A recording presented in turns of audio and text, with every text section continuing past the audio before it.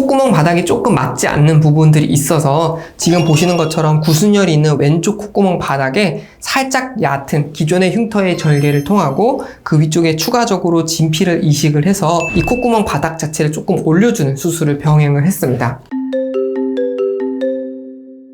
안녕하세요. 아베크 성형외과의 박성훈 원장입니다. 오늘 케이스 리뷰는 구순열 사례를 하나 준비를 했고요. 구순열 수술 같은 경우 여러 가지 수술이 있지만 수술이 완성된 이후에도 뭔가 부족해 보이는 콧구멍 비대칭을 작은 수술로 교정할 수가 있기 때문에 그 리터치 사례를 한번 살펴보려고 합니다. 실제 사례 환자분이신데요. 왼쪽에 구순열이 있으셨고 성인 이후에 3차례나 수술을 받으셨는데 그럼에도 불구하고 정면에서 보이는 이런 콧구멍 짝짝이 비대칭 부분, 코 밑에서 봤을 때도 양쪽 콧구멍 모양이 나쁘지는 않지만 한쪽이 크고 왼쪽이 작아서 그런 부분을 교정을 원하셨던 분이에요. 이런 사례 같은 경우 코의 기능에 문제가 없고 전체적인 형태와 구조가 안정적이고 괜찮다면 이것을 다 해체하고 다시 만드는 수술이 필요가 없습니다. 이럴 때는 부족해 보이고 맞지 않는 부분을 부분 수정을 해서 맞출 수가 있어요. 그래서 오늘 사례 환자분 같은 경우 수술 계획을 어떻게 세웠냐면 정면에서 봤을 때 왼쪽 콧구멍이 이렇게 찝혀 있듯이 올라가 있고 그에 비해서 오른쪽은 조금 처지고 밑에서 봤을 때 왼쪽 콧구멍에 비해서 오른쪽 콧구멍이 컸습니다. 그래서 보통은 우리가 구순열 수술할 때는 선천 질환이 있는 쪽만 수술을 하지만 지금같이 어느 정도 틀이 완성이 됐을 때에는 반대편도 줄여서 맞출 수가 있습니다. 그래서 수술 계획은 오른쪽에 콧볼 축소를 해서 왼쪽 콧구멍과 맞추려고 노력을 했고요. 오른쪽 같은 경우는 콧구멍을 조금 더 위쪽으로 당겨서 전진을 하고 왼쪽은 콧구멍을 낮추는 계획을 했는데 이 콧구멍을 낮출 때도 우리가 비곡 내리기라 그래서 그쪽에 연고를 심거나 진피를 이식해서 할 수도 있지만 지금처럼 심하지 않을 경우는 간단한 필러 시술로도 충분히 좋은 결과를 낼 수가 있습니다. 그래서 실제 수술 중 사진을 보시면은 왼쪽에 오른쪽 길이를 맞춰갖고 축소를 1차적으로 했고요.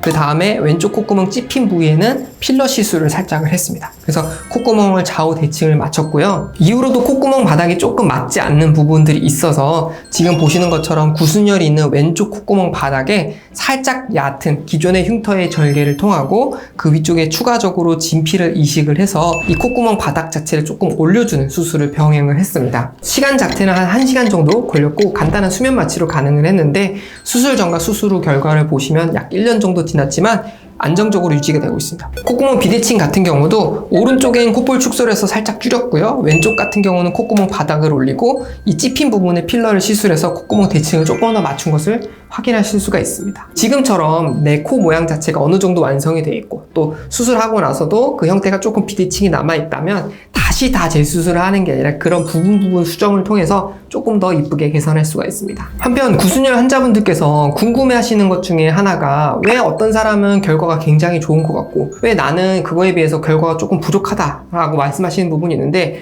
그거는 일단 선천적인 차이가 조금 있습니다. 우리가 구순열도 일측성이라 그래서 한쪽에만 생기는 경우가 있고 양측성이라 그래서 왼쪽 오른쪽 둘 다 생기는 경우가 있고요. 전체가 다 열리는 완전형 구순열도 있지만 부분만 생기는 불완전 구순열도 있습니다. 이런 거 같은 경우 우리가 치조열이라고 해서 잇몸뼈 갈림증이라든지 구개열이라서 입천장 갈림증이 동반이 되어 있을 경우는 지금 보시는 것처럼 뼈의 결손이 더 심한 경우들이 생길 수가 있기 때문에 만약에 오늘 사례 환자분처럼 치조열도 없고 구개열도 없는데 내 코 입술만 조금 갈라져 있을 경우는 수술하고 나서도 많이 맞출 수 있는 부분이 있지만 그에 비해서 내가 입천장도 갈라져 있었고 잇몸도 여전히 갈라져 있고 또 초기에 이런 치아 교정이라든지 뼈 이식이라든지 이런 게 적정히 시행이 되지 않았을 경우에는 양쪽 뼈 모양 자체가 비대칭이 심하기 때문에 수술 후에도 여전히 콧구멍 비대칭이 조금 남는 것을 보실 수가 있을 겁니다.